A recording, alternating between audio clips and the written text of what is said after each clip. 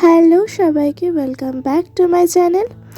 অনেক দিন পর তোমাদের সাথে একটা ব্লগ শেয়ার করছি। তোমরা যেহেতু জানো আমাদের 17 তারিখে পরীক্ষা শেষ হয়েছে এইচএসের। অ্যাকচুয়ালি 18 তারিখে শেষ হয়েছিল, আমার 17 তারিখেই শেষ হয়ে গেছিলো। আমি আর মা বর্ধমান চলে আসি দিয়ে ফ্যামিলি সবাই আমরা ডিসাইড করি যে বোলপুর ঘুরতে যাওয়া হবে। 23 তারিখ আমরা ঘুরতে যাব ঠিক করেছিলাম। সকাল সকাল সেই মতো আমরা রেডি হয়ে বেরিয়ে পড়ি। আমাদের গাড়িটা ফ্যাক্টরির সামনে রাখা ছিল, দিদিভাই গাড়িটাকে বার করে।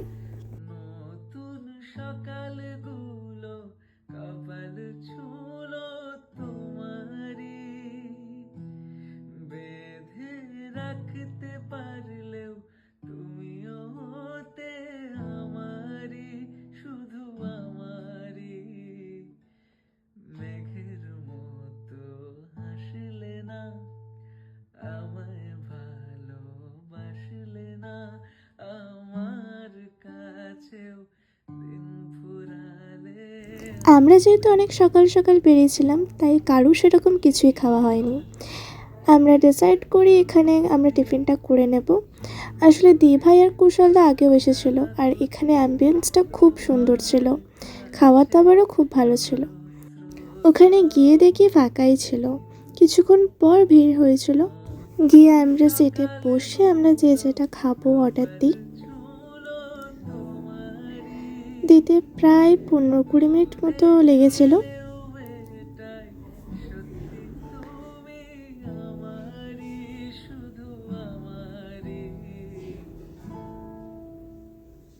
এখানে আমি স্যান্ডউইচ অর্ডার করেছিলাম, আর এখানে মাসিরা সবাই লুচি আর তরকারি অর্ডার করেছিল। তো খাবার ভালোই ছিল।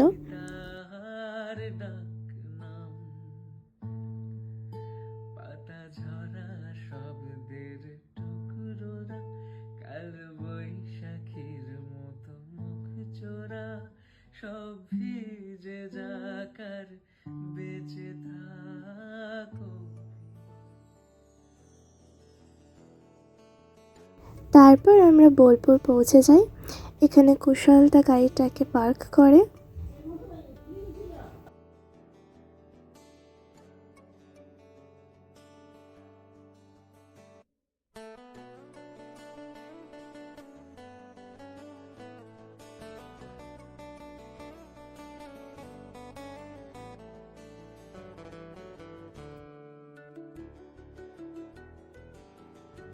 ওখানে তো ভিড়ের জন্য গাড়ি নিয়ে যাওয়াটা পসিবল হতো না, তাই ওখানে গাড়িটাকে রেখে দিয়ে তারপর আমরা একটা টোটো ধরে যাই যেখানে রবীন্দ্রনাথের বাড়ি, তারপর মিউজিয়ামটা যেখানে, তো সেখানে আমরা চলে গেছিলাম।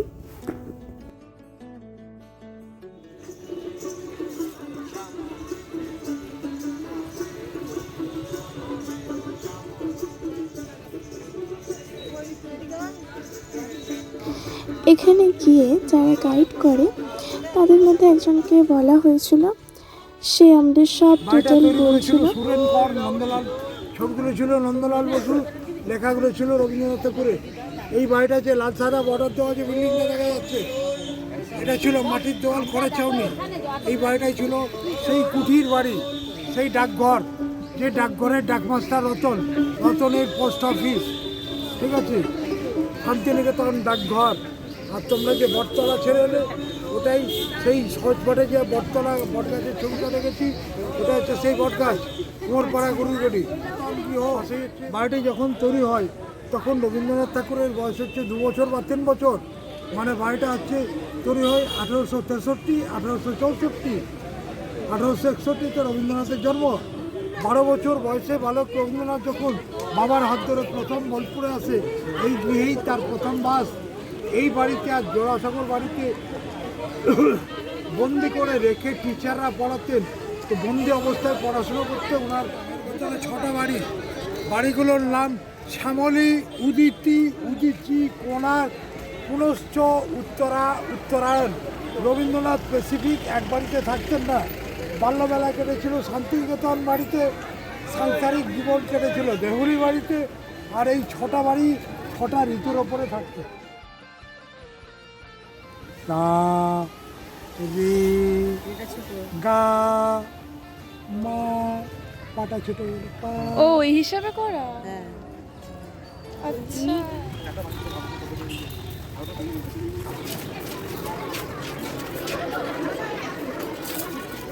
এটা হচ্ছে শালপাতা, যেটা দিয়ে প্লেট তৈরি হয়, ওইটা। রামকিঙ্কর বেজের ভাস্কর্য। রামকিঙ্কর বেজ ছিলেন একজন বাঁকুড়ার মানুষ, বাঁকুড়া ঝুঁকিপাড়া বাড়ি। বাঘ যেটা কাঁধে ক্যারি করছে ওটাকে বলা হয় বাঘ। বাঘকে একটা বাচ্চাটা পা ব্যথা হয়ে গেছে, ওকে বাঁকে চেপে নিয়েছে। দ্বিতীয় বাঘকে ওই ওয়েটটাকে ভারসাম্য বজায় রাখার জন্য পেছনের দিকে ওই জিনিসপত্র সংসারের সামগ্রী, ঠিক আছে, সমান রাখার জন্য। আর পাশে পেন্টিং করা যে রুমটা দেখতে পাচ্ছি, কিছু আঁকা টাকা যে রুমটা দেখতে পাচ্ছি, এই রুমেই ওয়ান্স টাইম স্টে 1943 সত্যজিৎ রয়, সুকুমার রায়। বাবা উপেন্দ্রকিশোর রায়, তাদের সাথে ঠাকুর পরিবারের সুসম্পর্ক ছিল।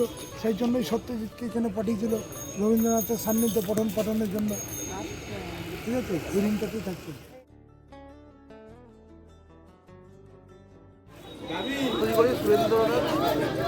মহর্ষি দেবেন্দ্রনাথ ঠাকুর, রবীন্দ্রনাথের বাবা মহর্ষি দেবেন্দ্রনাথ ঠাকুর।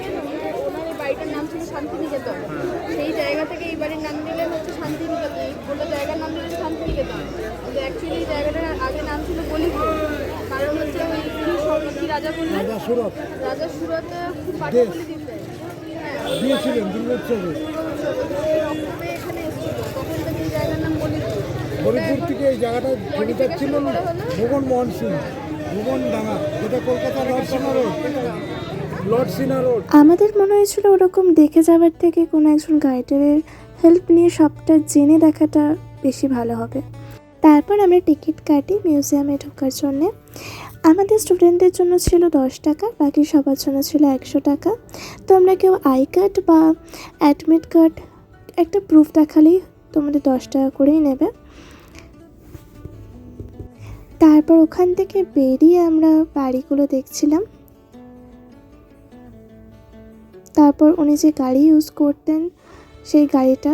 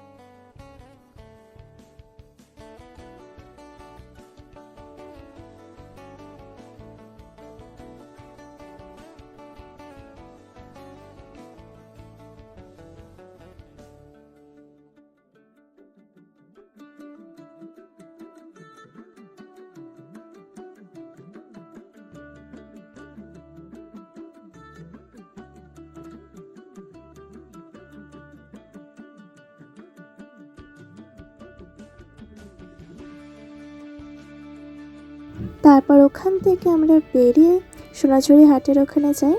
ওখানে একটা রেস্টুরেন্ট আছে, রামশ্যাম রেস্টুরেন্ট। ওখানে খাওয়া দাবার খুবই ভালো, আর অ্যাম্বিয়েন্সটাও খুব সুন্দর। তোমরা যারা গেছো তারা জানবে।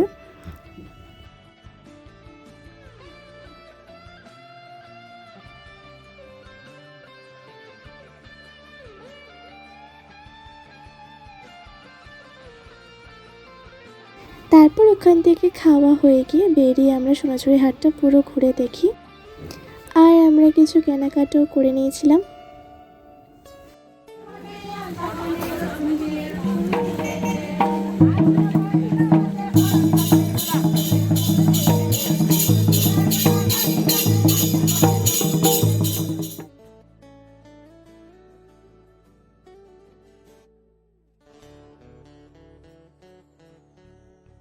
তারপর আমরা ওখান থেকে 5টা নাগাদ বেরিয়ে আমরা এক জায়গায় দাঁড়িয়েছিলাম চা খাওয়ার জন্যে।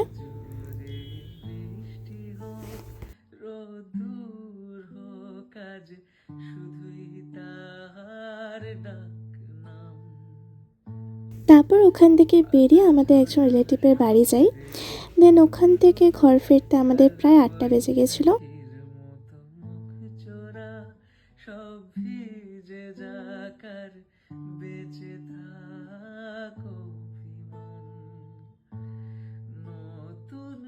বাড়ি ফিরে আমি মাসির সাথে যাই, ওখানে যাত্রার রিহার্সেল চলছিল দেখতে।